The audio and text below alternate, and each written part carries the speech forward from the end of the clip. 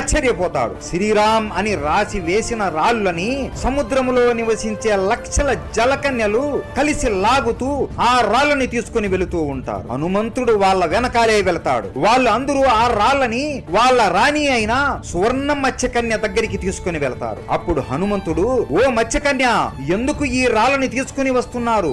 ఎవరు నువ్వు అని అడుగుతాడు. అప్పుడు సువర్ణ మత్స్యకన్య హనుమంతుడిని చూసి ప్రేమలో పడిపోతుంది. నేను రావణుడి కూతురిని, మీరు నా తండ్రిని మోసం చేసి చంపాలి అనుకుంటున్నారు, అందుకే మిమ్మల్ని ఆపడానికి ఇలా చేస్తున్నాను అని చెప్పగా, రాముడికి జరిగిన అన్యాయం గురించి హనుమంతుడు ఆ మత్స్యకన్యకి చెప్పగానే, అయ్యో నేను ఇంత పెద్ద తప్పు చేశానా అని బాధపడి ఆ రాళ్ళని మళ్ళీ ఎక్కడి నుండి తెచ్చారో అక్కడే పెట్టేస్తుంది.